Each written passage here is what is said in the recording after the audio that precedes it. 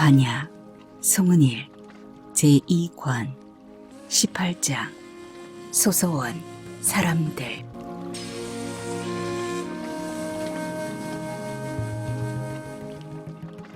꿈같은 허망을 영원히 끊으니 4대, 오음, 유기, 18개가 없으며 그 몸이 있지도 없지도 아니하고 인도 연도 아니고 나와 남도 아니며 모나고 둥글고 짧고 길지도 않으며 나고 빠지고 죽지도 아니하고 앉고 다니고 서는 것도 아니고 움직이고 한가한 것도 아니며 편안하고 위태롭지 아니하고 옳고 그르고 잃지도 아니하며 저것도 이것도 아니며 오고 가는 것도 아니며 푸르고 누르고 빨갛고 희지도 않으며 푸른빛도 보랏빛도 또 아니라네. 무량의경의 덕행편을 나직나직 읽어주는 소의 목소리는 부드럽고도 깊다. 제 소매뿌리에 독이 든 피리를 넣고 사는 그의 독수리의 경지가 어느 정도인지 반야는 알 수 없다.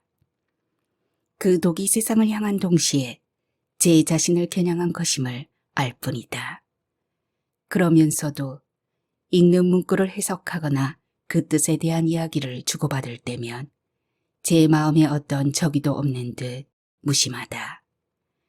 책을 읽을 때뿐만 아니라 보통 때도 곁에 제가 있음을 때로 잊을 만치 마음이 고요한 소예였다. 어머니! 들어오라는 허락이 나기 전에 문부터 열고 들어오는 사람은 언제나 저 홀로 바쁜 본인 녀석뿐이었다. 찬바람이 왈칵 밀려드는데 숨이 차 뛰어들어온 녀석은 문을 닫기는커녕 반야의 손부터 잡는다. 오전 내 바깥에서 논 손이 얼음장처럼 차 반야가 진저리를 쳤다. 어허, 한번 바람이 찬데 문부터 닫아야지. 소예가 한 번을 나무랐다. 녀석은 소예에게 예, 스승님 하면서도 제가 잡은 반야의 손을 잡고 들까분다. 누나요, 어머니. 갑자기 한방눈이 막 펑펑 쏟아져요. 구경하세요. 바깥에 나서서 눈을 만져보라는 소리를 녀석은 구경하라 말한다. 녀석은 도대체 걷는 법이라고는 없이 노상 뛰어다녔다. 덕분에 집안에서만 살아야 하는 반야의 일상에도 수시로 명랑한 바람이 불었다. 제가 겪은 홍역을 기억지 못하는 아이는 가마끌 안쪽에 마련한 삼덕문연애와 그 곁에 깨금내와 소소원을 강아지처럼 오가며 컸다. 거기 제가 할머니, 할아버지라 부르는 깨금내외가 있기 때문이었다. 가마골에 오자마자 옹기 가마들을 발견한 깨금아비가 예전 흙 만지던 습성이 살아나는지 옹기장이 집을 맴돌아 아예 가마를 차려주었다. 깨금아비가 옹기 파는 일은 못해도 옹기 굽는 일은 너끈히 해내고 있었다. 남한산성 근방에서 옹기 굽던 배꼽부 개원내외를 불러 학가를 시켜놓기도 했다. 소예, 아이 핑계로 오늘은 그만해야겠소. 꼭두새벽부터 고생했으니 그대 저수로 올라가시도록 하세요. 저녁 참에는 해정원에 갑시다. 천안칠성부에서 소소원으로 온 25살의 소예는 반야의 수의이자 글선생이었다. 24해 전 영란에 연로되어 제 아비가 참살된 뒤 어미 품에 안겨 개성부 관비가 되었다고 했다. 공교롭게도 반야의 생부가 주모자의 한 사람이었던 무신년의 그 난이었다. 그의 6살에 어미가 아이를 얻고 탈출하다 개성부 내에 있던 주작부 무진에게 구출되었다. 당시 무진이었던 구영출은 모녀를 빼돌려 멀리 천안 칠성부의 경영 무진에게 피신시켰고 소희는 천안에서 글공부에 특출한 재능을 보이며 자라났다. 학인이 되어 천안 칠성부원들을 가르치던 소혜가 반야를 처음 만난 것은 8년 전 태조산에서 벌어진 오령해합 때였고 소소원으로 온 것은 4해 전이었다. 소소원으로 온 소혜는 반야에 눈이 되었다. 점사를 볼 때도 소혜가 배석했다. 책 정리를 해놓고 건너가겠습니다. 나가시어 농구경을 하십시오. 올해 방 안에만 계셨니이다. 솜이 물을 흡수하듯 반야가 벌이는 모든 일에 그저 이해하는 소희였다. 미리 내명 오두기처럼 개원들과 혼인하여 새 자리를 찾아간 반야의 지난 호의들과 달리 소희는 사내에 대한 그리움이 없었다. 반야를 보살필 때 이외 시간에 소희는 책이 그득한 제 거소에서 책에 둘러싸여 살았다. 회원이라 부르는 뒷집이 통째로 소희의 거소였다. 소희는 회원에서 필사서와 화공을 거느리고 칠성부의 역사를 이야기책으로 써냈다. 소희의 이야기책을 위해서 무진들이 때없이 드나들었다. 옛날 이야기를 많이 알고 있는 나이든 칠성부원들도 한 달에 한 명꼴로는 소소원으로 들어왔다. 칠성부의 역사가 소희의 손에서 이야기 형식으로 기록되는 참이었다. 말령전, 곰나루 발이대기, 회소할미 전설, 서리낭자전 등 소희가 정음으로 쓴 이야기책들이 필사되어 전국 칠성부로 나가 다시 필사되며 읽히고 있었다. 글을 재미나게 배우고 읽을 수 있도록 그림으로 곁들인 이야기책들이 지금까지 20권이 쓰였다. 그 책들은 어디서 만들어진 것인지 오리무중인 채로 개밖의 세상으로도 야금야금 스며들고 있을 것이었다. 어머니, 좋지요? 얼굴이며 손바닥에 닿는 눈송이가 과연 한방눈이다. 살갗에 사늘어이 스며드는 부드러움, 바람도 없이 부슬비처럼 내리는 서설이다. 사뭇 자랑스러워하는 한 번의 응석에 반야가 녀석 쪽을 향해 웃는다. 장님으로 산 지 7회째, 타고난 소경인 듯 익숙해졌지만 녀석이 또 아이들이 어떤 모습으로 자라는지 볼 수 없는 게 아쉬웠다. 좋구나. 금세 그칠 눈이니 그새 밤새 뛰어다니려무나. 헌데 경희 언니는 왜 아니 보이누? 몰라요. 아까 수련장에 나와서 놀다가 갑자기 벌컥 화를 내더니 가버렸어요. 지금은 방에서 저는 들어오지도 못하게 하고 이순 할머니 둘이 아주머니하고만 쏙닥쏙닥 하고 있어요. 뭐 배가 아프다나 머리가 아프다나요? 참모 이순과 참모 두레가 본의를 제외한 채 계집아이하고만 소곤거리고 있다면 신경의 몸에 변화가 있다는 뜻이다. 아직 10살이니 달거리가 찾아오기는 이르지만 그래도 아이 몸이 크느라 통증을 느끼기 시작할 나이다. 너희 스승님은 들어오셨더냐?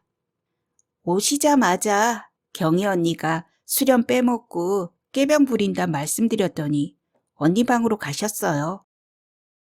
네가 고자질을 한 게로구나. 가서 스승님을 신당으로 오시라 하여라. 너는 언니 건드리지 말고 까딱하다간 경칠라. 경이가 경을 치죠? 음을 맞춘 아이 농담에 반야는 소리내어 웃는다. 이렇게 웃게 될 수도 있었다. 그게 좋아 또 웃는다. 얼굴에 닿는 눈송이가 녹아 눈물인 듯 흘러내린다. 오직 한 가지 감정, 분노에 치받쳐 어머니와 동마루와 그대를 묻은 그 자리에서 정신을 잃었다. 깨어나니 앞이 보이지 않았다. 눈이 사라진 것이었다. 식구들을 잃고 유관을 잃은 반야는 두어 해 가량을 병든 앙캐처럼 아이들을 부담고 살을 부비며 살았다. 세상 사내놈들을 다 쳐 죽이고 싶고 세상을 갈아엎고 싶었다. 그리할 수 없으니 그 모든 일을 자초한 스스로를 잡을 도리밖에는 없었다. 졸지에 천지가 뒤바뀌어 어머니를 찾아내는 아이들을 끌어안지 못했다면 눈먼 몸으로 미쳐 날뛰다 죽었을 것이다. 그리고 훨씬 많은 사람들을 죽였을 것이었다. 처음 2세 해 동안의 칠성부 무진들에게 제하라 허락한 인종이 20명도 넘었다. 사내건 계집이건 가리지 않았다. 간교한 놈은 간교하게, 잔인한 놈은 잔인하게, 사특한 놈은 사특한 방법으로 죽이라 하였다. 목숨을 제함에 승려하지 못하고 자신의 한마디 말이 어떤 결과를 낳는지 분별치 않았다. 6살이 된 신경과 본이가 칼을 장난감 삼아 놀기 시작하는 걸 깨닫고야 덜컥 그 분노에 제동이 걸렸다. 이대로 가다간 아이들을 살인기로 기르고야 말겠구나. 비로소 정신을 차린 셈이었다. 그런데 어머니, 경희 언니가 왜 그러지요? 내가 알아보고 나중에 알려줄 테니 너는 강원에 내려가 강수 언니한테 엄마가 1시경 뒤에 보잔다고 전해라. 강수 언니만요? 강수와 더불어 치료 호의들인 천우, 해돌, 화산이 강원에 같이 있다는 뜻이다. 그들은 반야를 호위하고 나설 때 외에는 강원에서 무예를 연구하며 그에 관한 책자를 만들어내는 일을 주도하는 중이었다. 큰 제목은 무예 24기이고 책자마다 무예의 종류에 따른 소제목들이 붙는다 했다. 호위들이나 외부에서 불려온 무사들이 시연하는 무예 동작들을 화공이 그리고 필사사들이 필사해냈다. 24가지 무예에 각기 숱한 기술들이 있고 동작들은 무한하여 일이 끝도 없다고 했다. 지금까지 사신계 내에서 전해오던 여러 가지 무예 책자들을 모아 새롭게 기술하는 사신계의 일대 사업이 진행되는 참이었다. 다른 언니들한테는 엄마가 저녁에 나들이 한다더라고 일러주어라. 이렇게 눈이 오시는데요? 본인 놈은 반야가 개원이라는 것을 알고 제 주변의 사람들이 모두 다 개원이라는 것은 알아도 소소원이 칠성부 본원이며 제 어미가 칠료인 것은 몰랐다. 그저 점쟁이로 일하는 일품 개원으로만 알 뿐이었다. 신경과 명일도 같았다. 금세 그칠눈이라 하지 않았어. 네. 볼 부은 대답을 한 녀석이 반야손을 이끌고 마루로 데려다 준다. 집안에서는 혼자서도 얼마든지 움직일 수 있는데 녀석은 의당 그래야 하는 줄로 안다. 녀석은 반야가 제 어미인 것이 자연스럽듯 앞을 못 보는 것 또한 당연하게 여겼다. 반야가 방으로 들어서자 녀석이 쌩하니 대문간으로 나가더니 아차 하고 안채로 돌아가는 기색이 느껴졌다. 또 웃음이 나다 허공을 더듬으며 앉으려니 웃음이 쓰러졌다. 바깥 바람을 쐬거나 묵구리 손님이 아닌 일상의 사람들을 만난 직후 방에 이렇게 홀로 있을 적이면 할 일을 못 찾을 때가 있었다. 잠깐씩 허전한 이런 때 소경이라는 것을 의식하는 것이다. 사람들과 함께 있을 때는 자신이 소경임을 종종 잊는 반야였다. 움직임과 공간이 한정되다 보니 영을 보는 눈은 점점 커지는 듯 했다. 그래서인지 자신의 영을 반야한테 읽혀 앞날을 알고자 찾아오는 손님들은 반야가 소경이라는 걸 알고 와서도 의심하기 일쑤였다. 아씨, 양입니다. 양이가 기척을 하고 들어오더니 다가와 손을 잡는다. 장님이 된 뒤 방으로 들어오는 사람의 손을 잡았다가 놓는 게 버릇이 되었다. 손을 못 잡는 상대는 돌려앉혀 등에다 손을 대보았다. 새벽 불공지 그부터 날이 새기 전까지만 맞는 손님들을 대할 때였다. 살아있는 몸과 영은 하나라서 몸을 읽으면 영이 더 확연해졌다. 반야가 손을 넣으니 양이가 한자쯤 물러나 앉는다. 신경이 왜 그런답니까? 아침에 수련장서 본인 녀석하고 몸을 부딪혔는데 꽤 아팠던가 봅니다. 가슴이 아프다고 짐짓 엄살을 부리니 어멈들이 젖먹물이 더 느려나 보다고 서답 마련해 놔야겠다고 수선을 떠는 바람에 심통을 부리며 부끄러워하고 있습니다. 아이가 계집이 되어가는 듯 싶습니다. 23살 때의 반야가 유관을 잃으면서 더불어 잃은 것은 달거리의 생혈이었다. 7회 만에 듣는 셈인 서답이라는 단어가 반갑고도 아득하여 반야는 싱긋 웃는다. 많이 키웠지요? 많이 키웠지요. 아이들이라 하루하루가 다르지 않습니까? 날마다 대견하고요. 양이가 해정원에서 소소원으로 옮겨와 안팎의 살림을 도맡아 댄 것은 눈먼 반야 때문이고 아이들 때문이었다.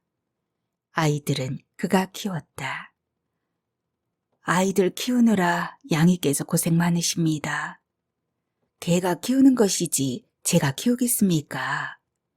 헌데요 아씨, 짐작하였을 터이나 경이는 무사로 적합지 않습니다. 지금 부리는 엄살도 무예 수련의 게으름이 나버린 탓입니다. 아이 앞날을 달리 열어줘야 할 듯합니다. 작년에 있게 하여 맹렬히 수련하던 신경이 무술에 흥미를 잃은 걸 지난 여름에 깨달았다. 그러면서도 내버려 둔 건 아이가 아직 어리거니와 제 스스로 하고 싶은 바를 찾지 못했기 때문이었다. 신경은 온갖 분야의 선생들을 접하는 아이였다. 무녀와 의원은 물론이고 바느질 잘 하느니 음식을 잘 하느니 머리 어멈, 학인, 필사사, 그림쟁이, 벼슬아치, 춤추는 기녀, 노래하는 기녀, 비구니 등 남녀를 불문하고 스승이 될 만한 사람들을 숱하게 만나는 중이었다. 제게 맞는 체조를 찾게 할 셈으로 그들 앞에 아이를 내놓곤 하는데 아이가 흥미를 갖는 분야는 아직 찾지 못했다. 18 강수는 무사로 컸고 14살 명일은 역관이 되기 위해 개원인 사역원 주부의 명목상 양자로 들어갔다. 지난해 초겨울이었다. 천방지축인 본인 녀석 또한 무술을 놀이처럼 즐기는 갈데없는 무사였다. 신경만 갈 길을 못 찾고 있는 것이다. 선생님 보시기에 그 아이 길이 어느 쪽인 듯 합니까? 아씨를 칠성부 일품에 그쳐있는 무녀로만 알고 있는 경이는 이 소소원을 통해서만 보는 세상을 갑갑해하고 있습니다. 한창 생각이 많아질 나이라 보고 싶은 세상도 많은 것이지요. 그러니 어찌했으면 좋겠냐고 여쭙지 않습니까? 지금도 사내 옷을 즐겨 입지만 아예 사내 아이인 양 시전으로 내보내면 어떻겠습니까? 김상정 상단 점포의 점원으로 낯익힌 사람들이 없는 점포로 내보내 세상 맛을 보여주면 제가 하고 싶은 일이 무엇인지 찾지 않을까 싶습니다. 제가 속한 점포가 개의 세상임을 모르니 제가 개원임을 들키지 않으려 길을 쓰면서 게다가 계집임을 숨기려 애쓰면서 쓴맛 맛을 보게 되겠죠. 아직 어린 몸이 사내들 세상에서 너끈히 견딜만 할까요? 우선 잔심부림이나 하게 하죠. 게으름이 나긴 했어도 6살 때부터 무예로 심신을 키워온 아이입니다. 곧 11살이 될 것이고요. 견뎌낼 것입니다. 정이 못 견디겠다 하면 다시 걷어들이면 되죠. 계집 아이를 거친 사내들 세상으로 내어보내는 게 과연 옳은가? 반야는 지난 여름부터 겨울에 이르는 동안 숱하게 생각했던 걸 또 생각한다. 친동생이면서 자식으로 삼은 아이인데다 계집아이라 걱정이 서너 곱절이었다. 첫 발걸음이 평생을 결정하기 쉽지 않은가. 이제 상단으로 들어간다면 아이는 드센 장사치들 세상에서 평생을 살기 십상이었다. 더구나 제 스스로 자신이 설 때까지는 사내 노릇을 해야 할 테니 이중으로 힘겨울 게 뻔했다. 아씨께서 저 아시는 까닭 어렴풋이나마 짐작합니다. 그 아이를 함께 키워온 저도 걱정 없지 않으니 말입니다. 하지만 우리 걱정은 신경이 그 무엇을 한다고 해도 생길 수밖에 없는 것이지 않습니까? 아이를 믿고 내놓아 보도록 하지요. 양이 말대로 신경이 무엇을 하고 싶어 하여도 걱정이 지금보다 못하지 않을 터였다. 알겠습니다. 다시 한번 아이 의중을 확인하신 뒤 내년 봄쯤부터나 내보낼 곳을 알아보십시오. 그건 그리하시고 혜정원은 정리가 되어간다 하더이까. 바깥에 기척이 일더니 강수가 문을 열고 들어왔다. 반야가 손을 뻗으니 다가와 잡힌다. 큼지막하고 따스한 손이 반야가 더듬는 동안 점잖게 기다려준다. 부르신다기에 올라왔습니다. 한식경 뒤에 오라 했는데 어느새 한식경이 지났더냐? 어머니가 들래요. 그뿐이던걸요. 짐짓 볼부은 듯한 강수 말에 반야와 양이가 소리내어 웃는다. 본인 녀석 한 짓이 눈에 선한 것이다. 9살이라 많은 형일 뿐더러 혐오부 6품이니 1품인 저로서는 하늘 같은 선생님에도 녀석은 위계라고는 없었다. 어쨌든 마침 잘 왔다. 내 스승님께 혜정원 다녀오신 이야기를 들으려던 참이다. 혜정원은 3년 전부터 규모를 줄이기 시작하였다. 무학재 아래에 있던 절터를 사들인 뒤 객전 무학원을 열어 칠성부 무학재 선원을 열고 혜정원 일꾼으로 20여 년을 살았던 계동녀를 무진으로 세웠다. 계동녀 무진이 3분지 1에 이르는 식구들을 달고 나가고 3분지 1의 식구는 새로 무진이 된 순님이 광진나루로 달고 나가 강한 객점을 열었다.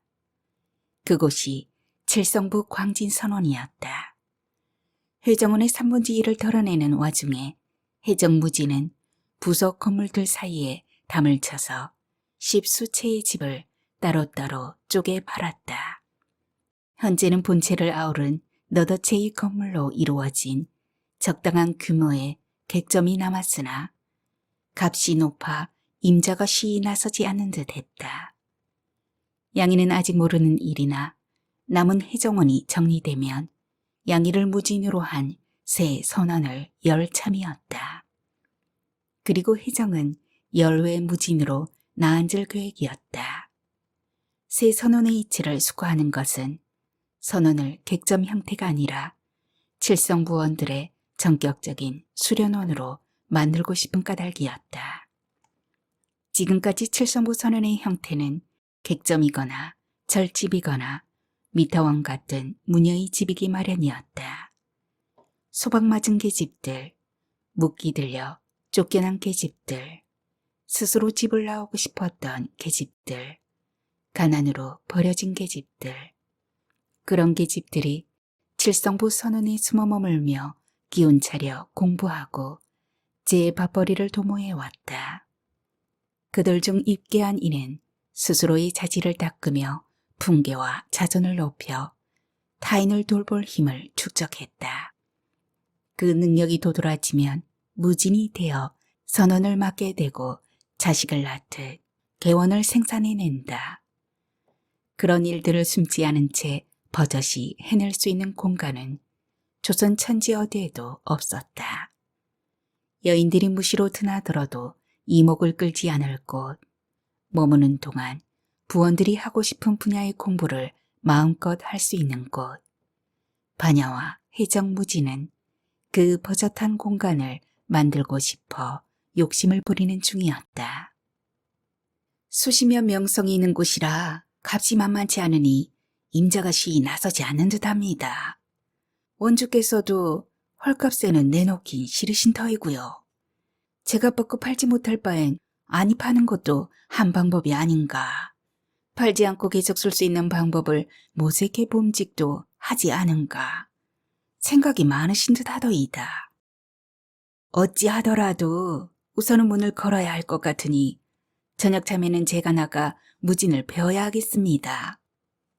당장 의논을 하셔야 할 무슨 천조가 보이십니까? 오래전 제가 6개월 무렵 해종원에 들렀을 때 원주와 양익께 말씀드린 적이 있죠. 해종원의 도적대가 될 거라고요. 미구에 그들이 닥칠 듯 합니다. 이달은 아닌 듯하고 4달쯤. 그러니 해종원은 물론이고 시정거리에 있는 우리 개원들 점포는 이달 말경부터 가벼이 해두는 게 좋을 것입니다. 해정원은 아예 비우는 게 상책이고요. 대사원 대감댁을 비롯하여 사대문 안팎에 있는 개원들에게도 경계령을 내리라 연통하세요. 그리고 강수는 그쯤하여 경이 본의를 데리고 집 비울 준비를 하거라. 얼마간 쏘다니다 오든지. 춘천 가는 길에 겨울강이 좋더니라. 엄마도 오는 봄에는 그 강을 지나 볼참이니 네가 가서 미리 보고 와. 소경이 되어 들어앉은 이후 반야는 도성박 나들이를 한 번도 못 해보았다. 소경이라서가 아니라 자신을 벌하느라 스스로를 가둬왔었다. 이제 풀어줄 때가 되었고 그걸 핑계로 태백산과 참신산을 차례로 찾아볼 참이었다. 태백, 한라, 두류, 복내 중 맨 먼저 갈 곳은 그중 가깝다는 복내산이었다. 어머니, 나들이야 보밀이시잖아요. 당장 해정원에 쳐들어갈 도적대가 이 소소원에도 쳐들어올 거라시면서 호의인 저더러 집을 비우라 하심이 타당하다 보십니까? 스승님. 진료 호의 책이자 제 스승이기도 한 양이한테 따지는 강수놈도 때때로 작은 아이들처럼 위계를 잊곤 하였다. 제 눈앞에서 집이 불타고 어머니와 식구들이 끌려가고 나무와 꽃님이 죽는 걸 지켜본 놈이었다. 어머니와 동마루와 그대의 죽음도 보았던 녀석은 그때의 충격을 필사적인 무술 수련으로 이겨내는 성 싶었는데 그럼에도 반야가 쌓아나 키운 티가 남아있었다. 어른 말씀이 타당하든 부당하든 우선 이해하는 게 내 도리다. 양의 나무람에 놈이 예 하고 고개를 푹 숙이는데 수긍인과 동시에 농이다.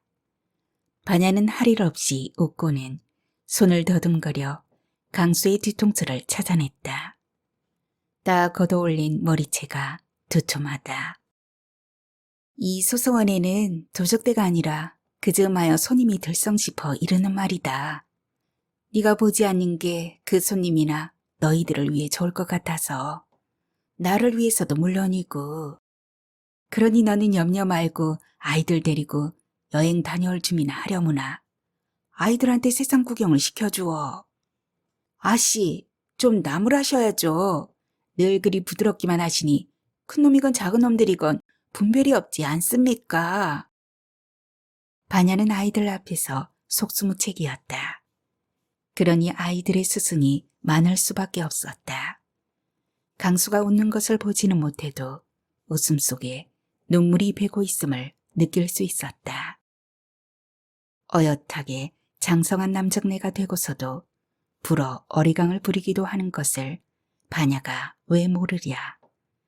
강수한테 반야는 죽게 된 철을 품에 안고 미타원으로 뛰던 동마로였고 죽게 된 아이를 살려내어 자식으로 품은 어머니였다. 저를 안고 자던 나무이고 노상 같이 놀며 크던 꽃님이며 언니이던 반야 그 자체였다.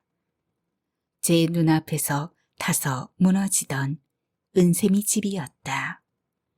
전부였다가 사라진 그 모드를 제 몸에 담아 크는 동안 강수는 반야를 지켜왔다.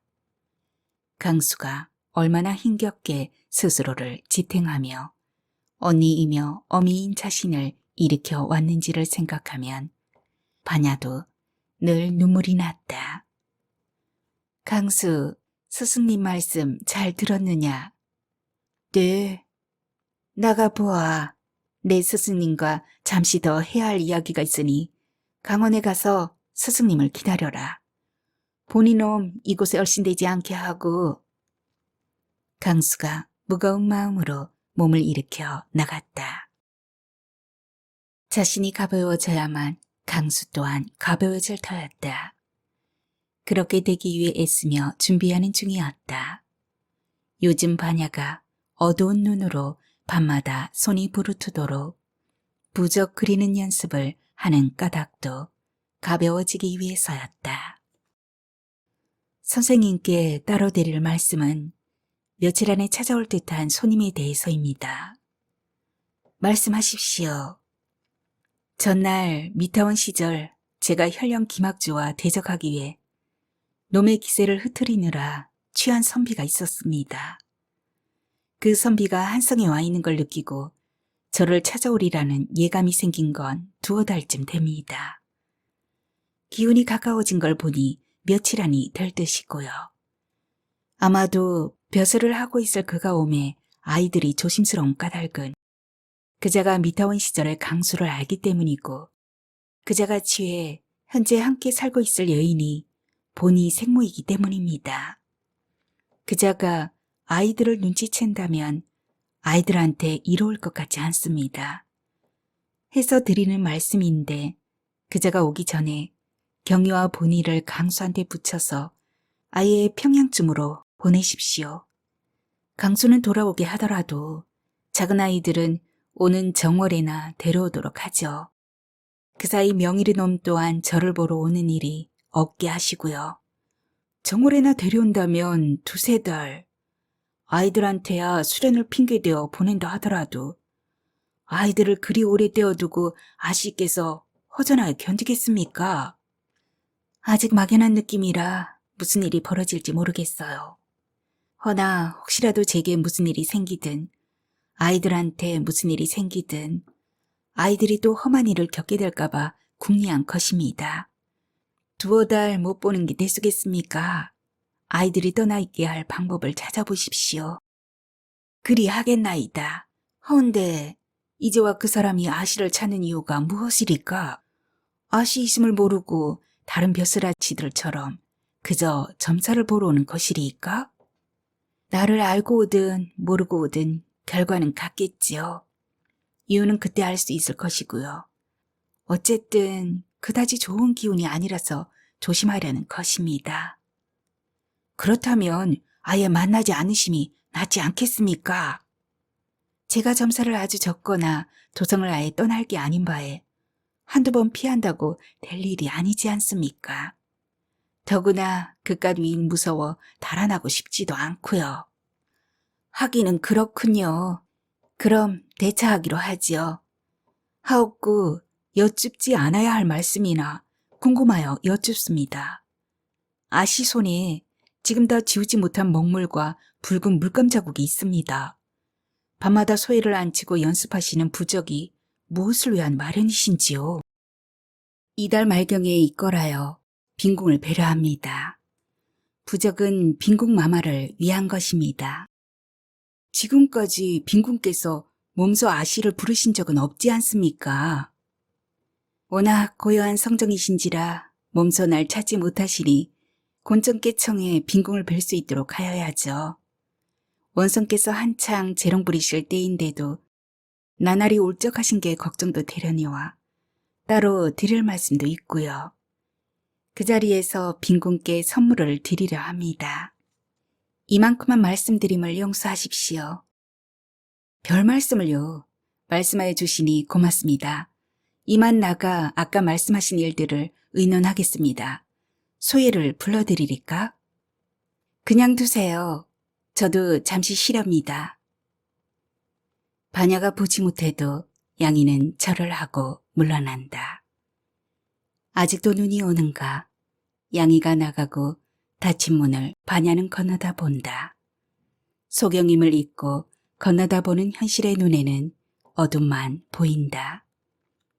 잠깐씩 막막해지는 이런 순간이면 반야는 문득 손을 뻗어보곤 한다. 손에 잡히는 것은 텅 빈 어둠뿐이었다. 어둠이 고인 손을 들어 스스로의 볼을 쓰다듬어 본다. 머리도 만져본다. 쪽진 머리는 두레가 비껴준 그대로 흐트러짐 없다. 옷은 붉은 치마에 푸른 저고리라 들었다. 덧입은 누비 쾌자는 흰색이라 했던가. 두레는 반야한테 옷을 갈아입힐 때마다 일일이 옷의 색깔을 설명해 주었다.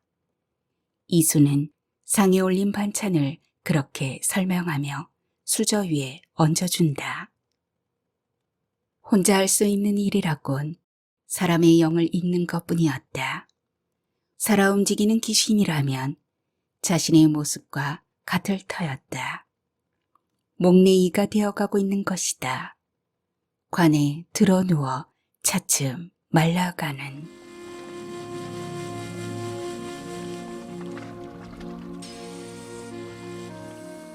(7년이란) 세월.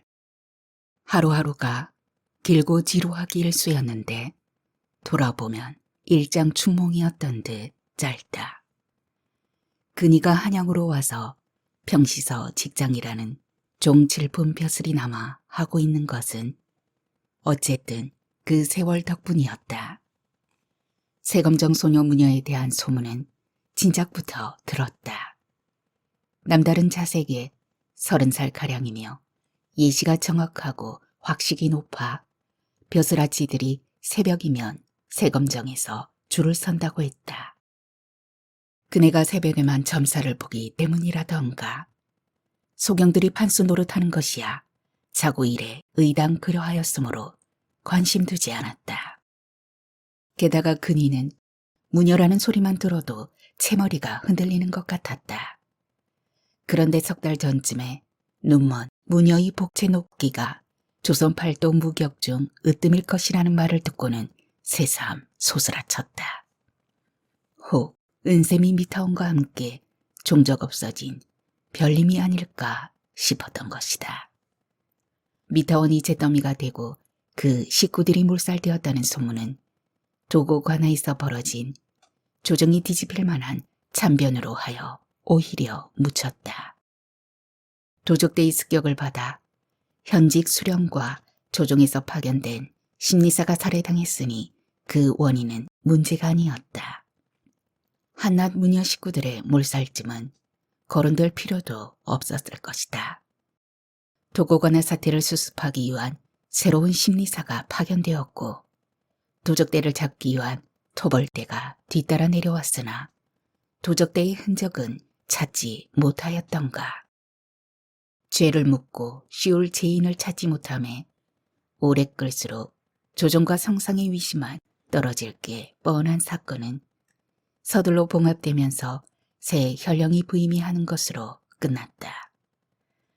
나란 일을 하다 죽은 자들은 대개 추운대기 일반이었으나 심리사 김학주와 현령 조백기는 죽은 뒤 자신들의 생전 지인들로부터 철저히 외면당했다. 따지고 들수록 사태의 원인이 변변찮았을 뿐만 아니라 성상의 지옥을 안기고 살해된 그들을 추모하는 일 자체가 지옥이었던 탓이다. 그니는 내도록 미타원과 그 식구들을 잊지 못하였다. 도고 관하에서 그 난리가 날 때 별림과 동마루는 미타원에 없었다. 그럼에도 동마루는 그 관하에서 김학주를 죽이고 난 뒤 제 모친과 더불어 죽었다.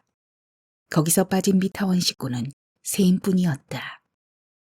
미타원이 식구들과 더불어 쓰러질 무렵 무남에 있던 세임은 수퇴한 지 넉 달째였다. 그리고 또 한 사람, 별님이 있었다.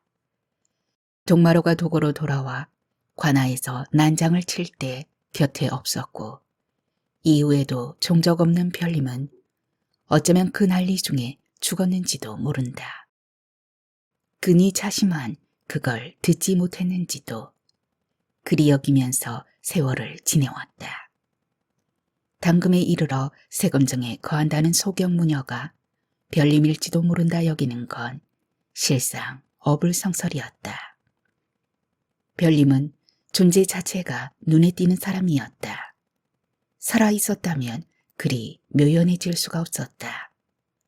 그러면서도 정작 세검정 큰애가 별님일 수도 있으리란 두려움에 석 달이 되도록 찾아볼 엄두를 못 냈다. 그 두려움을 무릅쓰고 오경종이 울리기도 전에 애옥의 집을 나섰다. 윗전으로 모시는 평시서령의 은근한 압박이 요즘 들어 삼은 노골적이었다. 아마도 그는 세검정 무녀를 찾아가 본 적이 있는 듯 했다. 거듭 찾아보기 두려워 만만한 아랫사람을 볶는 것이었다. 평시서령이 세검정의 반야를 경계하는 까닭은 그네가 상감의 묵인 아래 중궁과 빈궁을 무시로 드나드는 무녀인 탓이었다. 상감 깨워서 체면이 계시어 중궁전에서 싸고 도는 무녀를 못 본 듯 하시고 동궁은 물정 모르시어 내버려 두는 사이 세검정의 반야는 어여시 고를 출입했다. 도성 내 술라군들은 말을 탄 소경무녀 일행에게는 조용히 길을 열어준다고 하였다. 특히 세검정에서 궁궐 사이에 있는 창임은 수적군들은 문이 닫힌 뒤에도 그네가 통행할 수 있게 한다고 했다. 누구라도 건드리기는커녕 함부로 대하지도 못한다는 반야에 대한 궁금증이 광화문 6조 거리에 포진한 벼슬아치들 사이에 은밀하고도 집요하게 퍼져 있었다. 소경무녀가 안팎지존들에 영향을 미칠 수 있는 존재임에도 정작 그네가 어느 쪽 사람인지를 파악할 수 없는 게 문제였다. 아니, 어느 쪽에서도 모르는 새 반야가 양궁의 측근이 된 것이 더 큰 문제였다. 그래서 노론의 손발 노릇을 하는 평시서령은 제 수족이라 믿는 근이로 하여금 소경무녀를 살피기를 바라는 것이었다.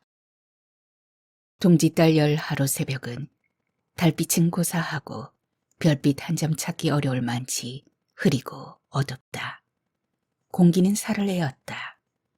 하지만 간 문이 열린 홍지문 안쪽의 매주 가마골은 은근히 부산했다. 개천을 따라 길게 늘어선 마을 곳곳에 등불이 밝혀졌고 군데군데서 모닥불이 타올랐다. 또 곳곳에 거대한 가마들에 불이 지펴진 참이다. 네모나무새 가마에 봉분보다 높은 당나무 가지가 쌓여 삼기는 중이었다.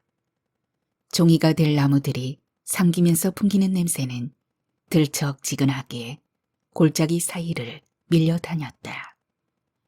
동짓달부터 정월쯤 도성 근방 산과 밭에서 베인 당나무 가지들이 우마차에 실려 뭉게뭉게 가마골로 밀려드는 시기였다. 정월이 지나면 개온에 띄운 메주들이 개천에서 씻겨 장독으로 들어갈 터이다. 그쯤에는 소금마차들이 들어올지도 모른다.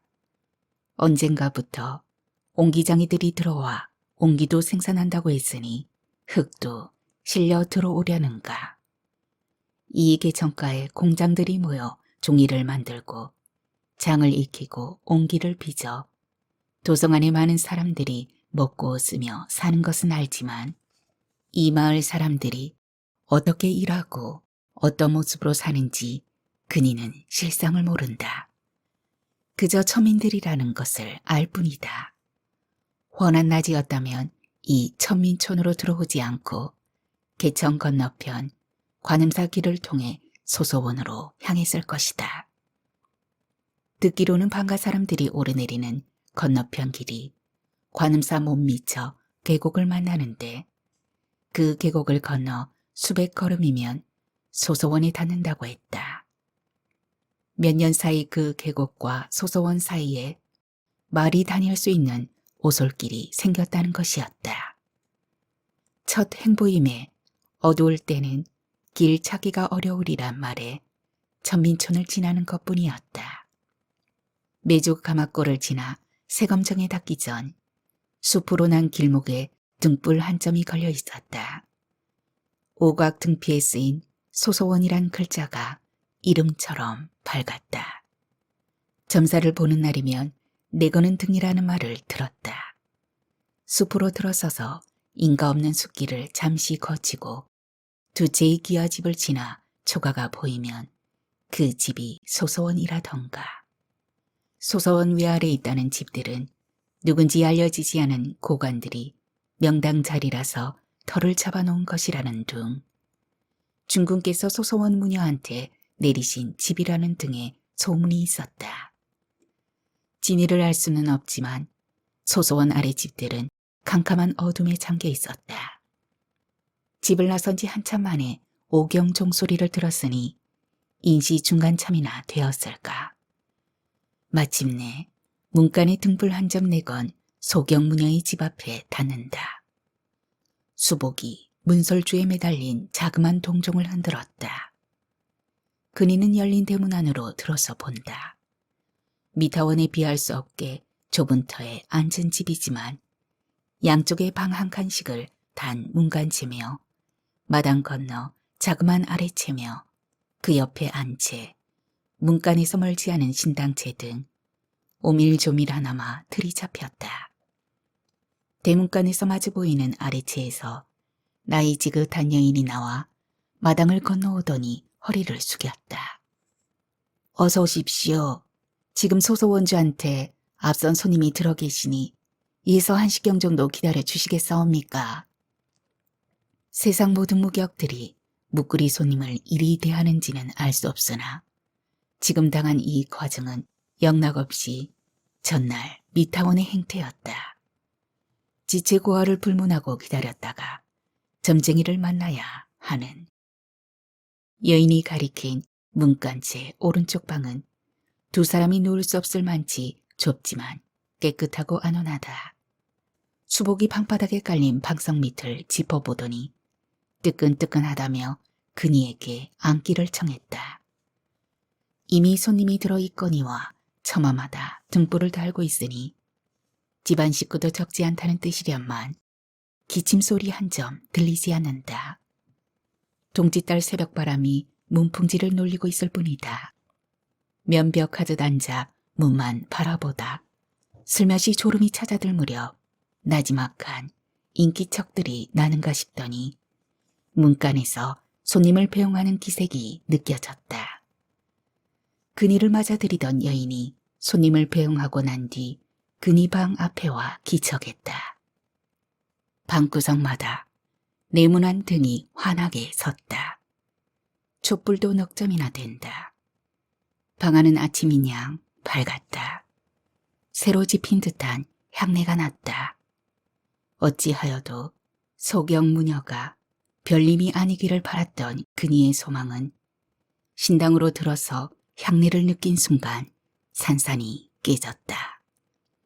자줏빛 저고리에 분홍빛 치마를 입고 선연한 가르마를 드러내고 앉아있는 여인, 젊음의 윤기와 도도함이 스러진 밀랍처럼 흰 얼굴과 가냘픈 몸피, 호젓함이랄까 서러움 같기도 한 습기를 별빛 같은 눈동자에 가득 담은 채 앉은 여인은 별님이었다.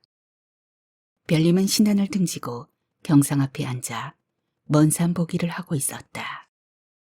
뜨고 있어도 보지 못하는 눈이라더니 별님의 눈이 홀로 맑을 뿐 저와 더불어 한 시절 그 난장을 치고 저 때문에 긴 세월을 돌아 제 앞에 선 사내를 전혀 알아보지 못한 채 오롯하다. 소예?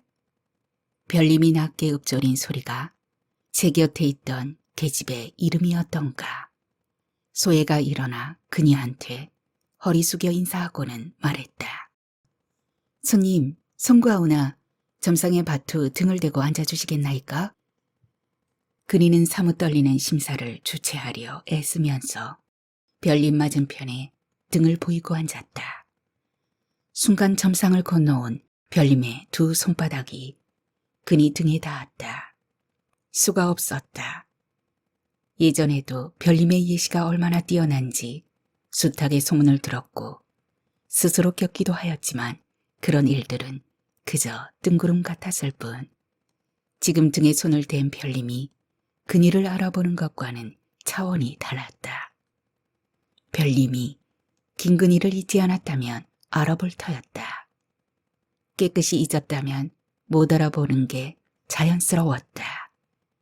그니의 가슴이 두근거리는데 별님의 손이 아무 내색 없이 떨어져 나갔다. 손님, 이제 이쪽으로 앉아주시기 바라옵니다. 28살이나 되었을까. 소의 움직임이나 말투가 워낙 고요한 데다 기품이 사뭇 깊어 어리둥절할 지경이다. 아랫사람의 품위가 윗사람의 품위를 높인다는 게 정설이라면 별님은 소경이 되고서도 사람을 기가 막히게 골라 쓰고 있는 셈이었다. 그니가 점상에서 서너 걸음 됨직한 위치에 앉으니 소희가 별님 곁에 바짝 다가 앉아 이쪽을 건너다 보았다.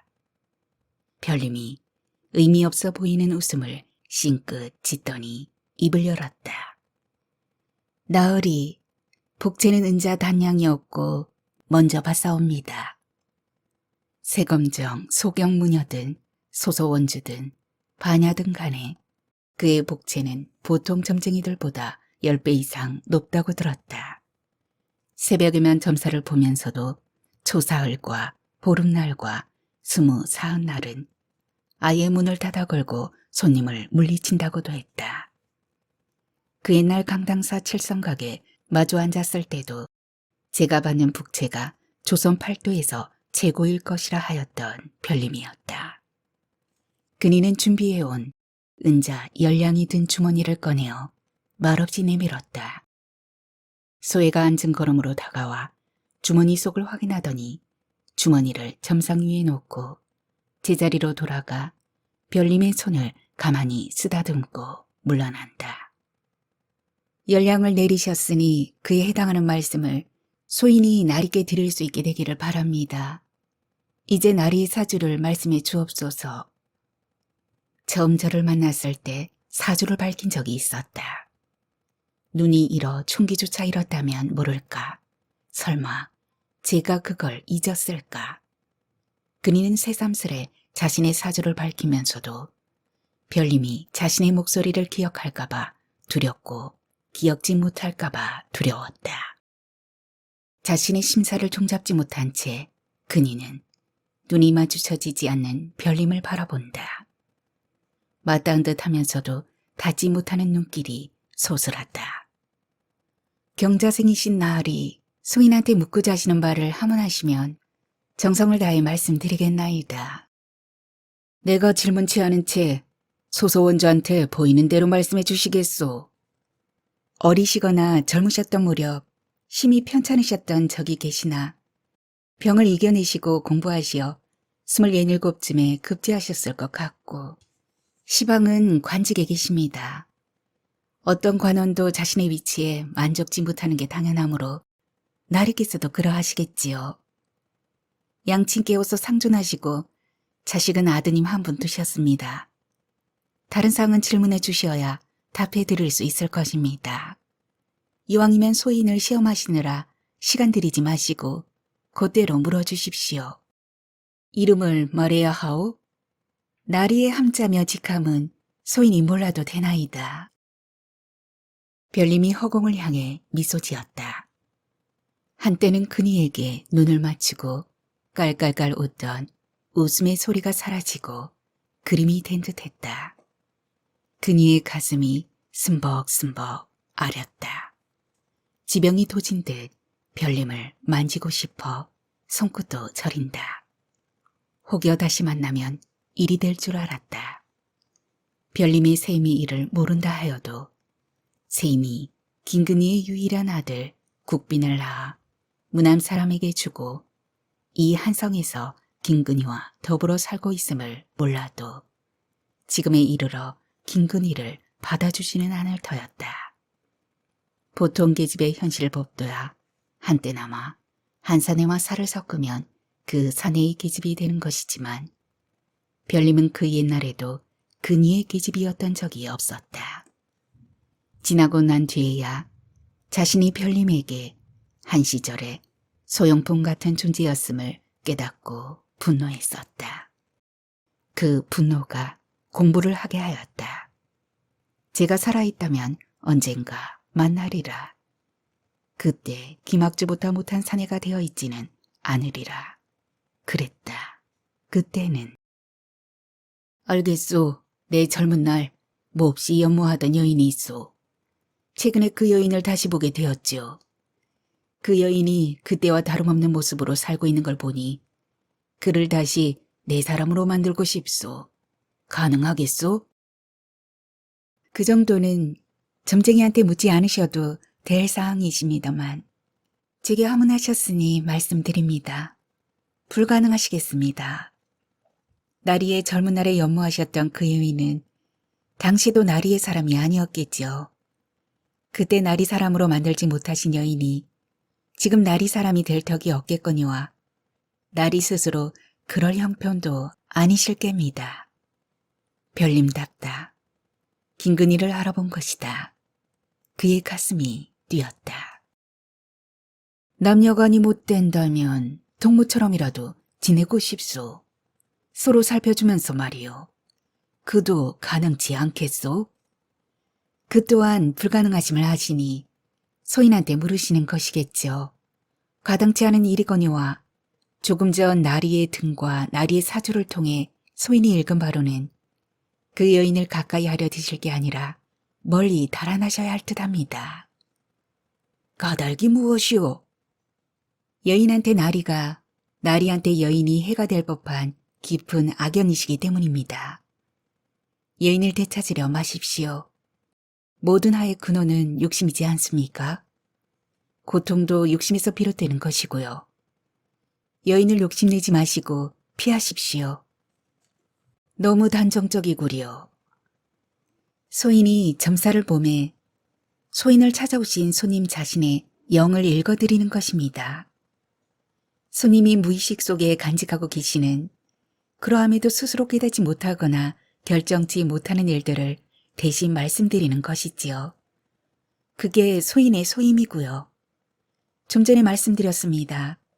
소인을 떠보려 하지 마시고 나리께 정작 필요한 것을 질문하십시오. 몰라보았는가? 쌀쌀맞기가 얼음장이다. 한 시절 더없이 깊은 정을 나누었던 정인을 알아보았다면 계집된 몸으로 이렇게 차게 굴 수는 없지 않은가. 몰라보았다면 그 또한 다행이긴 하다. 알겠소. 내가 지금 자리 평시서에 머문 지 2해가 되어가오. 내년에 혹시 승차하거나 옮겨갈 수가 있는지 알고 싶소. 솔직히 물으셨으니 솔직히 말씀 올립니다.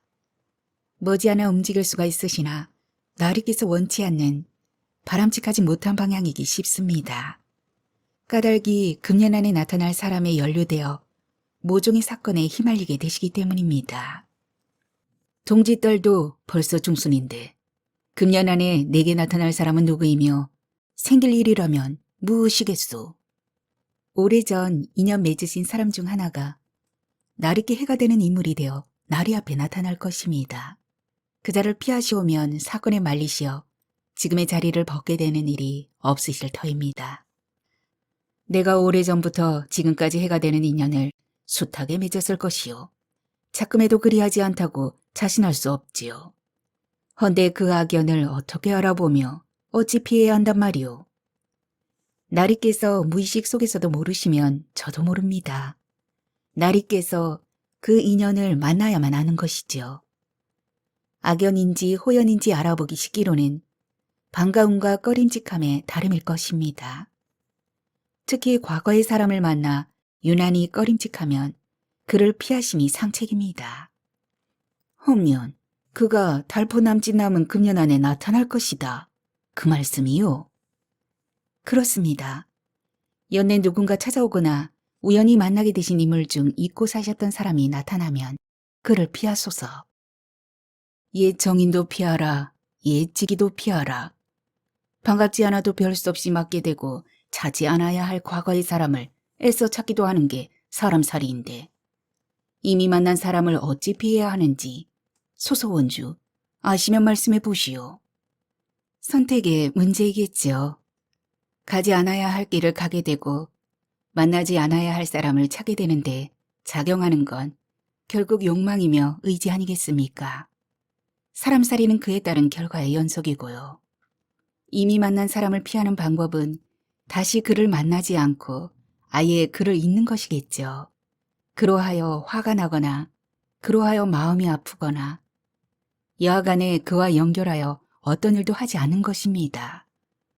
불각은 불가원 할 일이 아니라 아예 싹을 자르십시오. 소인이 이 시를 듣고자 오시었고 만만찮은 복체를 내시었으니 소인이 드린 말씀을 유념하시리라 믿습니다. 지금까지 말씀드린 게 처음 소인이 원했던 단양분의 이야기입니다. 날이 깨워서 단양이나 더 내주신 그 마음을 감사히 받겠사옵고 그 마음에 대한 보답으로 더 하문하실 사항이 있으시면 말씀드리겠나이다. 샘속이 하도 또렷하니 생각지 않다. 날마다 몇 사람에게 엔간한 관원 한 달 녹봉에 해당하는 은자를 받아내는 무녀치고는 신당도 소박하기만 하다. 파르스름한 청동불상 한기가 신단에 모셔 있고 그 앞에 촛불 투자로가 피워졌다. 신단 안쪽 벽에는 산천도 한 장이 옆으로 넓게 걸렸을 뿐이다. 길게 세우면 팔도 지도 같아 보일 그림은 붓으로 그린 게 아니라 줄을 놓은 것이었다. 글씨며 색다른 기호 없이 검푸른 산과 흰 강만 표시하고 있어 그저 산 그림이었다. 넓은 방 안에 있는 것이라곤 그뿐 손님용 방석 2장과 주인들이 앉은 방석이 오방색으로 화사한 게 다였다. 나머지 벽은 온통 희었다. 하기야 현실에 눈이 없으니 화려한들 무엇하랴. 내가 지난달 2차례의 죽을 고비를 넘겨 지금에 이르렀어요. 내가 몇 살까지 살 듯하오. 별님이 눈가에 주름을 만들며 소리 없이 웃었다. 사시가 된 것도 아닌데 아무리 보이지 않는 눈이라고 눈길이 닿아도 마주쳐지지 않는 건 기이하고 서글프다. 왜 웃습니까? 송구합니다. 나으리. 이따금 그리 하문하시는 손님들이 떠올라 웃었습니다. 얼마나 살지 언제 죽을지 아는 게 과연 좋은 일일까 그때마다 궁금했죠. 여하튼 나리 소희는 수명에 관한 점사는 보지 않나이다. 보지 않으니 보이지도 않지요. 달리 하문하실 게 없으신 듯합니다. 들어볼 말이 없으면 나가라는 것이다. 왜 물어볼 말이 없으랴. 제가 아는 긴끈이이기 때문에 하지 못할 말들, 제가 아는 채 나서지 않기에 묻지 못할 말들이 태산처럼 쌓여 있었다. 그것들을 고스란히 쌓아안고 이대로 나갈 수는 없었다.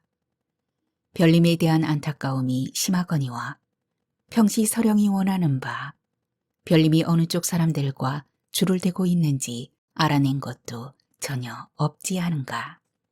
기실 별님은 어느 쪽 사람일 수 없었다. 그니가 아는 별님은 저 홀로로도 충분한 사람이었다.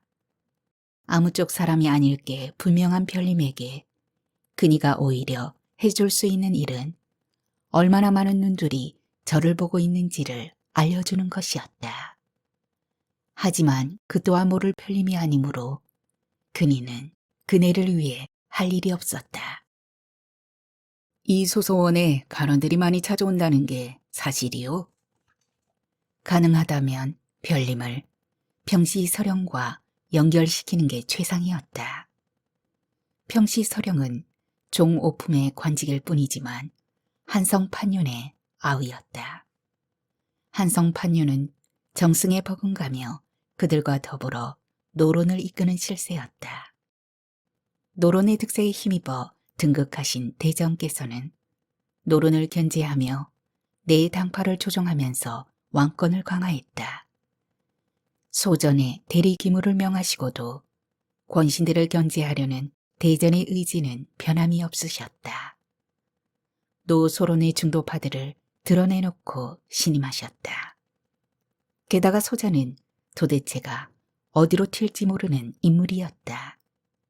보이기로는 대장께 반하는 일만 한다지만 황곡제의 폐단을 없애자는 것이며 대동미와 군포들의 징수에 따른 부패 척결을 들고 나섬에 대전의 속뜻에 부합하였다. 그건 대지주들로 이루어진 집권 노론에 대한 위협이었다. 연만하신 대전은 그나마 권신들의 눈치라도 보시지만 막무가내인 소전의 행태는 자금 노론들에게 전혀 바람직하지 않았다. 대전과 소전의 불화가 깊다 하여도 부자지간이었고 더구나 세손이 난 마당이었다. 대전의 춘추는 높으셨고 소전은 갓 어린 티를 벗고 이제 젊어지는 참이었다. 장차 대세는 소전 쪽으로 기울 수밖에 없었다. 그런 판에 중궁과 빈궁의 길을 터놓은 별림을 당겨 노론 사람으로 만들 수만 있다면 그니와 앞날은 과거 인물이 아니라 살인에 휘말려도 탄탄대로이기 쉬웠다.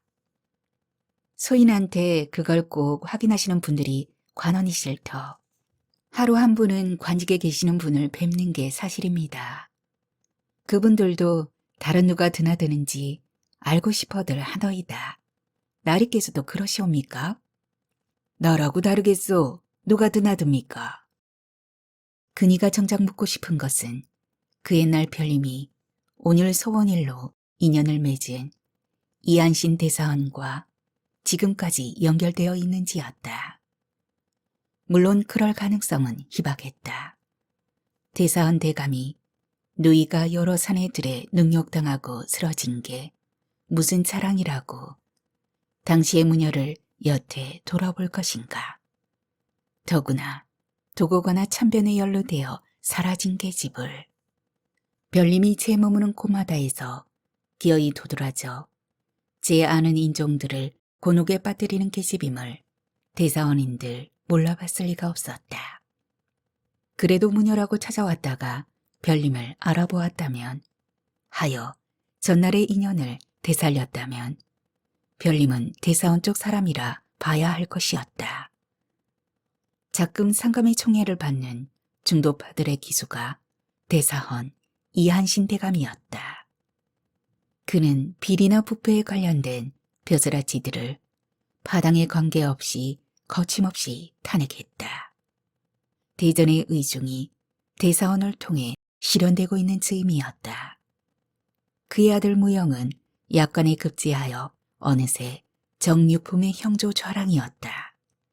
그 옛날부터 그니에게 열패감을 안겼던 그는 여전히 앞서 나가면서 때때로 자괴감을 안겨주었다.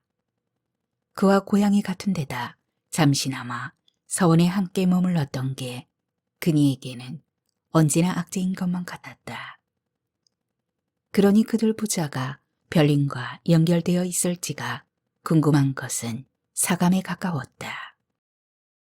소인은 제 앞에 계신 나리가 누구신지도 모르지 않습니까? 다른 분들이 제 앞에 계시어도 모르기 일반이고요. 제가 보는 것은 이름으로 한 사람의 현재와 가까운 앞날입니다. 그가 어떤 직책에서 무슨 일을 하는지는 저한테는 의미가 없지요.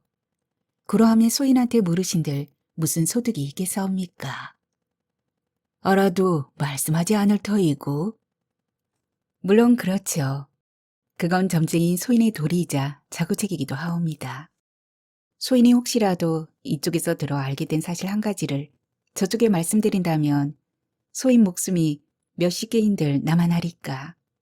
다행히 지금까지 그런 우를 범치 않아사옵고 앞으로도 그리 되도록 애쓰고 있사오니 나리께서 행여 앞으로 소인을 또 찾아오실 양이면 스스로에 관한 사항만 질문하시는 게 나리께 득이 되실 것입니다. 소속 원주 본인에 대한 손님의 궁금증을 풀어주기도 합니까? 소인에 대해 궁금해하시는 분들도 흔하시죠. 멀쩡한 눈으로 불어 소경 노릇을 하는 게 아닌가 의심하는 분들도 계시고요. 눈먼 사람이 태연히 앉아 아는 소리 하는 게 신기하신지 궁금해하시는 것도 많습니다. 태생지가 어디냐, 몇 살에 신내림을 받아 무녀가 되었느냐, 눈이 왜 멀었느냐, 눈먼 사람이 공부는 어찌하였기에 방자하게 아는 척을 하고 나섰느냐, 그 많은 복제를 받아 챙겨 뭘 하느냐, 심지어는 심한을 잃고 유관을 얻을 수 있다면 어찌하겠느냐고 묻는 짓궂은 분도 종종 계십니다. 어찌 대답하십니까? 그저 웃지요. 왜 대답하지 않으시는 겁니까? 소위 내놓을 게 없사와 답할 말도 몰라서입니다. 오늘 나리께는 제법 많이 말씀드린 셈입니다. 복채를 두둑이 내신 덕이시지요. 더 하문하실 게 없으시면 이만 이 자리를 접으심이 어떠하십니까? 멀리서 동이 터오고 있으니 입직도 하셔야죠. 다른 손님이 드셔 계신 듯도 하고요. 정녕 나를 끝내 모른 채 하며 내분을 참이오? 그대 별님이 나 김근희를? 불쑥 쏟아진 말이었다. 스스로 본색을 드러낸 근희는 당황하여 떨리기까지 하건만 별님은 못 들은 듯 태연하다. 미소도 시종일관 그대로다. 그 미소를 견딜 수 없어 터진 것이었다. 세금적 무녀에 대해 듣는 순간 별님 그대 힘을 직감하고 애써 찾아온 것이오. 헌데 어찌 끝내 나를 모른다 하오. 우리가 더불어 나눈 세월을 그리 매몰차게 내버릴 수 있는 일이오. 하여도 반야는 입가에 미소를 지은 채 말이 없다. 허공에 뜬 눈에 얼핏 스치는 날카로움이 있긴 하였으나 묵묵하였다. 침묵을 견디기 힘든 그니가 다시 말을 하려는 찰나 반야가 제지하듯 점상 한쪽에 놓인 정주를 한 차례 흔들고 턱 엎었다. 점사가 길어졌나이다, 나리. 처음에 말씀드렸던 것을 유념하시고 조심히 가옵소서. 소에 손님을 배웅해 드리세요. 소혜가 어느 곁에 다가와 뻗대고 앉은 그니 곁에 다가앉더니 나가자는 듯 팔꿈치를 잡았다. 소의 손이 바늘이기라도 한 듯 한 차례 따끔하며 그니의 부끄러움을 일깨웠다. 지금 이대로 물러나도 이미 부끄러워졌다. 물러나지 않고 잠시 버티면 버틴 만큼 부끄러움이 커질 것이었다. 부끄러운 와중에도 이후가 궁금했다. 무슨 일이 일어날지 보고 싶은 것이다. 별님이 어떠한 모습으로 사는지 일면이라도 보고 싶고 그건 또한 세금정 소소와 무녀에 대한 정보가 되기도 하리라. 두 가지 감정이 어떻게 이렇게 순식간에 혼합되어 작용할 수 있는지 알 수 없는 채 그니는 그냥 앉아 있어 본다. 버티다 보니 서럽기도 한 것 같았다. 세상에 나서 33해를 살아오는 동안 20살의 별님에게 가졌던 그 마음은 그 한 번이었다. 그네로 하여 죽고 싶었고 그네로 하여 살고 싶었다. 지금 30살인 별님에게 가는 이 맘이 그때의 그 맘인지 아닌지 알 수 없는 게 서럽고도 허망하였다. 별님은 어디를 보는지 알 수 없는 곳을 본 채 그냥 앉아있기만 하였다. 문득 눈앞이 캄캄하였다. 종소리가 다시 난 듯하였다. 소혜가 문을 열었는지 바깥에서 열렸는지 알 수 없었다. 찬바람이 놀라 그니가 눈을 뜨고 고개를 돌리는데 어느새 방 안에 젊은 사내놈 둘이 들어와 있었다. 놈들이 그니의 양편에서 겨드랑이에 팔을 넣더니 단짝 일으켜 세우곤 방에서 끌고 나갔다. 문 앞에서 대기하던 계집이 신발을 준비했다가 신게 하였다. 끌려나가는 와중에 그니는 문간체 방에 다른 손님이 들어있음을 보았다. 짐짓 소란을 피우고 싶어도 체면을 생각하는 한 그럴 수 없게 되었다. 놈들이 그니를 문간까지 끌고 나온 뒤에야 양팔을 놓고는 동시에 허리를 깊이 숙였다. 부디 용서하옵시고 아직 날이 어두우니 살펴가시옵소서 나으리. 그리 중얼댄 놈들이 문간 양쪽에 버티고 선다. 워낙 창졸간에 일어난 일이라 그니가 어리떨떨해 있는데 먼저 쫓겨나와 있었던 수복이 걱정스레 다가왔다. 어처구니 없는 박대에 웃음이 나는 한편 그니는 어쩐지 안심이 되었다.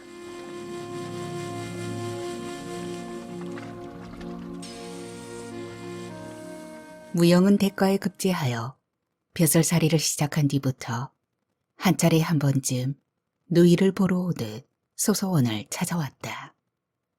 현무부 사품개원으로서야 반야를 찾을 일이 없는 무영인지라 그는 늘 점사를 보러 오는 젊은 벼슬아치 신용을 했다. 다른 사람들과 다른 점이라면 그는 새벽에 오지 않고 퇴청길에 들른다는 것이었다. 이경이 다 된 시각에 무영이 들어왔다. 그의 들어섬에 반야의 마음이 복사꽃 빛으로 물이 든다. 그를 사모한다거나 그를 기다리는 건 아니었다. 아닌 것 같았다. 그저 언젠가부터 무영이 새검정을 향해 발길을 놓으면 그를 느끼고 자신이 살아있음을 실감하는 것 뿐이었다.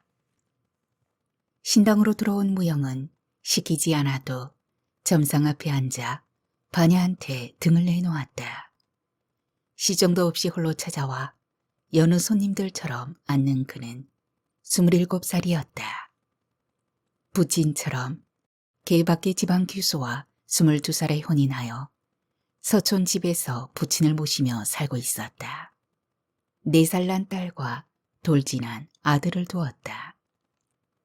반야가 자신의 등에서 손을 떼자 무영이 물러나지 않고 점상 앞에서 돌아앉았다. 반야를 찾아올 때마다 그리하는 사람이었다. 도도돌도 아니게 점상만큼의 거리를 유지하는 그의 오롯한 마음을 반야가 느낀 것은 6해 전쯤 그가 소소원에 처음 찾아왔을 때였다. 3달 만에 뵙습니다, 나으리. 제 올 꼴 아침부터 알고 기다리셨지요?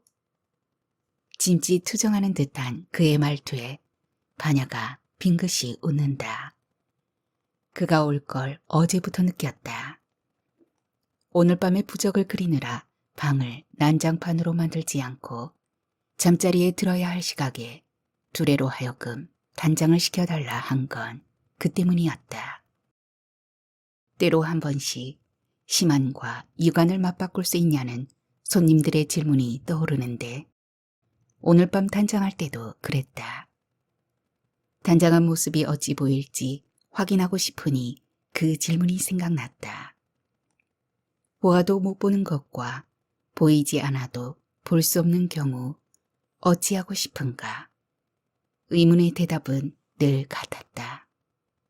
유관을 얻고 영기를 잃어야 한다면 현실의 눈을 얻고 싶지 않았다. 웃는 자신이 아직도 얼마나 아름다운지 제가 알랴. 무영은 웃는 반야를 볼 때마다 마음이 들뜨고 가슴이 아렸다.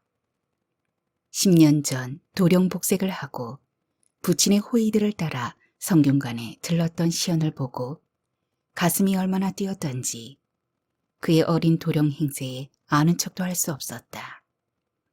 관내 곳곳을 안내해주고 이따금 누구냐 물어오는 유생들에게 아우라고 소개하면서 설레는 한편으로 얼마나 재미났던지. 그때 밥 한 끼를 나누고 헤어졌던 그네가 무녀임을 서촌집에서 알게 되었을 때는 사뭇 놀랐지만 덕분에 혼이 나지 않을 것을 알고는 천행으로 여겼다. 시연이며 파냐인 그가 그 직후 입계하였고 입계와 동시에 칠성불령이 되었음을 알게 된 뒤에는 그와 혼인할 방법이 무엇인가 홀로 궁리했다.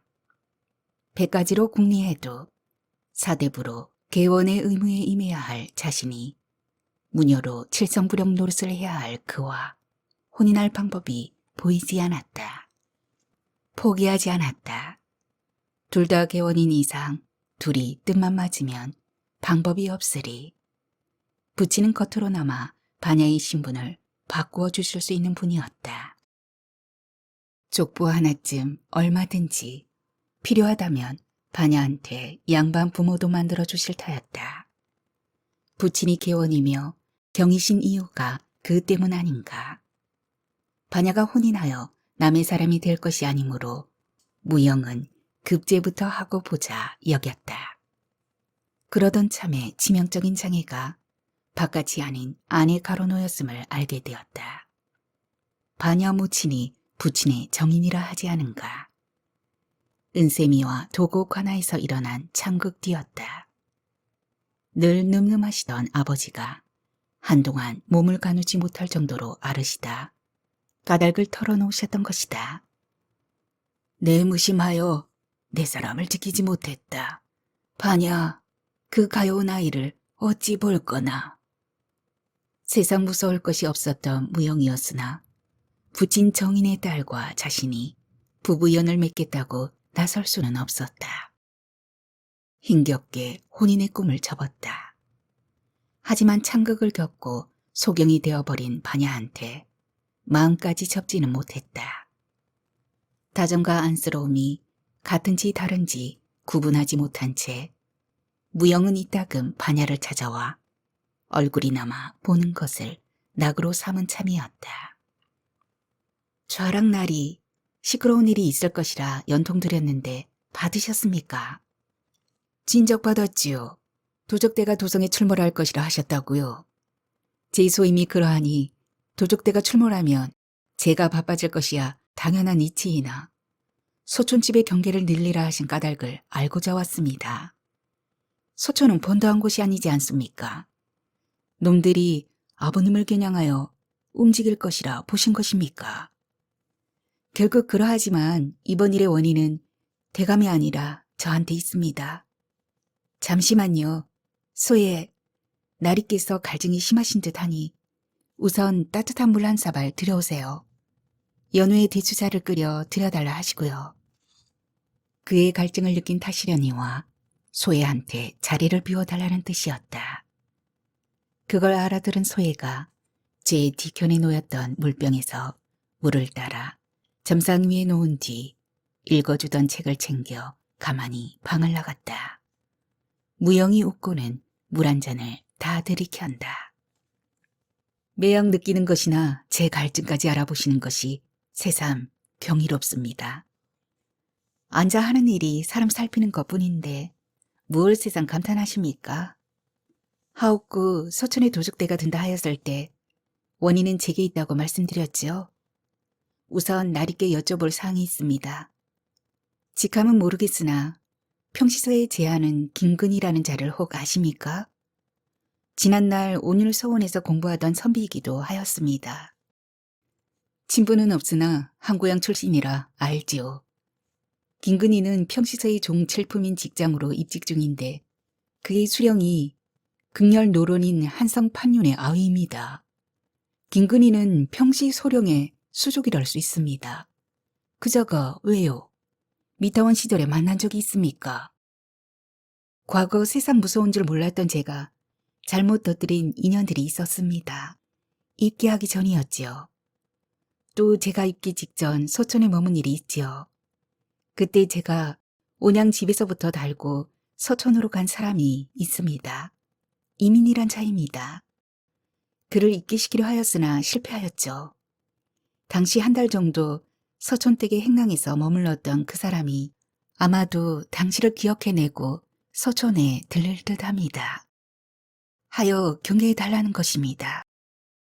평시서의 김근희는 좌랑께서 이미 살피고 계셨다니 새삼 덧붙일 것 없겠고요. 반야가 솔솔 꺼낸 말에 이면을 알아들은 무영이 잠시 경직된다. 반야가 접한 사내들 때문이 아니었다. 아무 힘없는 백성으로 한 고을 수령의 표적이 되어 시달림을 받았고 그로 인해 결국 참화를 당한 제게 그깟 사내들이 백명인들 새삼 흠일 까닭이 무엇이랴. 더구나 지금은 수천 개원들 가운데 가장 귀한 자리에 있는 존재였다. 수천의 꿈이 모여 저를 추앙하고 보호했다. 헌데 과거의 사내들을 과감없이 제 흠이라 들이대며 새삼 거리를 두려워하지 않은가. 또 자책하고 있었다. 어머니를 비롯하여 5 식구를 잃고 눈을 잃고 절규하던 시절의 그늘이 다시 드리워진 것이다. 그 시절을 지켜보며 더불어 아팠던 무영이었다. 무영은 반야가 드리운 그늘의 이면을 자신이 알아챘음을 내색지 않는다. 그자가 도적대 일당이 되었다 그 말씀이십니까? 아마도요. 저로 인하여 도드라질 일이라 부끄럽고 죄송하여 연통하면서 저간의 사연까지 알릴 수는 없었습니다. 도적들이 들게 되면 대감이나 나리께서 혹 구설수를 타실 수도 있을 터이니 내일쯤부터 대놓고 경계를 강화하시어 도적들의 침범할 뜻을 아주 꺾어버리십시오. 하면 무탈하게 지나갈 것입니다. 나리의 형조 일이야 보통대로만 하면 되실 것이고요. 알겠습니다. 통문 듣고 아버님 호의들이 움직이는 걸 보았습니다만 예상했던 것보다 더 심각한 듯하니 집안 사람들한테 경계를 더하라 하겠습니다. 그건 그리하면 될 일이고 사사로이 한 가지 여쭙겠습니다. 말씀하십시오. 반야께서 그 옛날 시연이었을 때 저를 몇 번 만나셨는지 기억하십니까? 떼쓰는 아이 같은 물음에 반야가 빙긋이 웃었다. 아직 수염도 채 돋지 않았던 10년 전의 도령이 지금은 어떤 모습일지 그의 얼굴을 볼 수 있다면 재미날 것이었다. 기억합니다. 호면, 제 얼굴을 기억하십니까? 올 때마다 갈증이 깊었던 사람이었다. 개원으로 현실 속 사대부의 아들로 큰 고난 겪지 않고 성장하여 현재 이름 무영이 느끼는 갈증은 그가 지닌 유일한 허점이기도 하였다. 당금에 무영이 반야를 소망함은 그 자신에게 이롭지 못할 뿐더러 치명적인 화를 부를 수도 있었다. 대놓고 궁중을 드나드는 무녀, 반야를 지켜보는 눈이 그만큼 많기 때문이다. 두 사람은 사신계 한가운데에 들어앉아 있는 사람들이므로 두 사람한테 미치는 화는 개에도 미치는 것이었다. 두 사람은 부모들의 인연을 차치하고라도 모르는 채 해야 맞았다. 이제껏 그렇게 잘해왔는데 지금 무영이 그 선을 가벼이 넘어서는 참이었다. 덩달아 반야도 넘고 싶은 게 문제였다. 좌랑나리 용모는 기억지 못합니다. 나리의 등을 얼굴이신 듯 알 뿐입니다. 반야의 태어난 부정에 무영은 기가 막혀 웃다가 두 사람 가운데 놓인 서한을 틀어 한쪽으로 치웠다. 점사 보러 오는 자들이 이따금 무례를 범하다 반야의 호의들에게 들려나간다는 것을 모르지 않았다. 강수를 위시하여 각부 부령들이 뽑아올린 그들은 육품급의 최정예 무사들이었다. 날마다 무예를 닦는 것은 물론이고 사신계 무예에 모든 것을 연구하며 기술하고 있는 인재들이었다. 그들이 반야 곁을 지켰다. 더구나 그들을 지휘하는 양이는 40살이 가까운 칠성부의 강품 개원이다. 반야가 삐끔만 하여도 무영은 흔적조차 없이 사라질 수 있었다. 하지만 무영은 자신이 무슨 짓을 하여도 반야한테 쫓겨나지 않을 것임을 모르지 않는다. 서한을 치우고 제 앞에 바투 다가앉는 무영을 느낀 반야의 눈이 당황하여 깜빡였다. 무영은 깜빡이는 눈에 손을 뻗어 가만히 쓴다. 반야의 눈이 감겼다. 무영은 반야의 왼손을 잡아 자신의 얼굴에 오른손을 제 가슴팍에다 대주었다. 자요, 만져보세요. 총기 높기로 세상에 당할 자가 없을 당신이 제 얼굴 기억지 못한다 함이 허언임을 알지만 제 얼굴 본 지 오래되었으니 만져보시라는 겁니다. 더불어 제 마음도 만져보시고요. 그의 가슴에서 손바닥으로 전해지는 기운이 따사롭다. 반야가 왼손으로 가만히 쓸어보는 그의 볼은 부드럽고 콧대는 높다. 눈을 감았는가 눈꺼풀이 덮인 눈동자의 굴곡이 분명하고 눈썹이 성하다. 이마는 단단하였다. 다시 인중과 콧등을 만지며 내려오니 아물린 입술은 따뜻하고 턱은 까칠하다.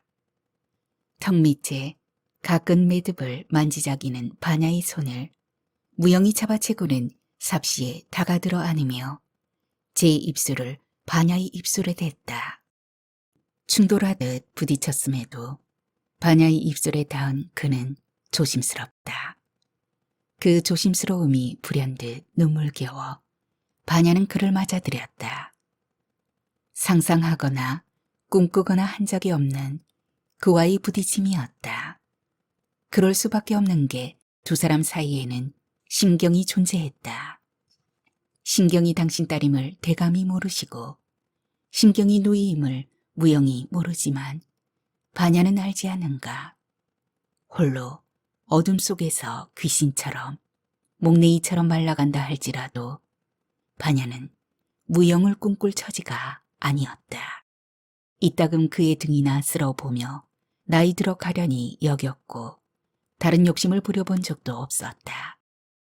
반야가 응대하니 무영은 거칠 것 없이 입술을 파고들면서 반야를 끌어안는다. 18 혈기왕성할 무렵부터 간절히 안고 싶었던 여인이었다. 그 반야를 몇 세월을 지나고 나서야 품는 것이다. 품에 안긴 반야는 순하게 응해왔다. 반야가 자신과 같은 마음임을 모르지 않았던 무영이었다. 두 사람이 얽히지 않아야 함을 알았기에 지금까지 온 터였다. 이제 금제를 넘어버렸다. 막힌 둑이 뚫리듯 거침없는 무영의 입술을 반야가 가만히 밀어내면서 중얼거렸다. 소혜가 금세 대추자를 들여올 것입니다. 나으리, 잠시 물러나시어요. 아니요, 소혜 그 사람 당신이 목청껏 부르기 전에는 이곳으로 돌아오지 않을 겁니다. 그리 불민한 사람으로 보이지 않았어요. 아시지 않습니까? 당신이 지금 결정하실 건 지금의 나를 어찌해야 할지입니다. 네, 어찌하오리까, 반야. 제게 밉보이시면 좌랑나리가 어찌 되시는지 아시어요? 뼈도 못 추리게 될 것을 잘 알지요. 하여 여쭙는 게 아닙니까? 이대로 달아나야 살지, 그저 하고 싶은 대로 해야 살지 몰라서요. 그의 농담에 반야는 오래 잊고 살았던 욕정이 치올라 진저리를 친다. 그를 물리치기엔 늦었거니와 어둠 속에서 그를 동경해온 날들 가운데 겪었던 고독이 너무 깊었다. 방 안에서만 사는 동안 나날이 스스로 귀신 같아짐을 느꼈다. 아니, 갈데없는 귀신이었다. 그의 품에 안긴 지금 그를 물리칠 일말의 의지도 없었다. 더구나 지금은 그를 통해서라도 생기를 얻어야 할 때였다. 무수한 파지를 내고서도 단 한 장의 부적이 그려지지 않았다. 까닭이 스스로의 귀기만 설했을 뿐 생기가 없기 때문이었다. 이 생생한 설렘과 기쁨과 절임으로 심신이 살아있어야 하는 것이다. 그리 살고 싶었다. 얘가 신당임을 아십니까? 압니다. 두렵지 않으십니까? 당신이 두려움 없음에 제가 두려워해야 합니까? 반야는 대답 대신 더듬더듬 그의 목에 팔을 두르고 그의 입술을 찾아 입맞춤을 했다. 나중 일은 나중으로 미루어도 될 터였다. 지금은 살아있는 사람, 살아있는 몸과의 소통이 그리웠다.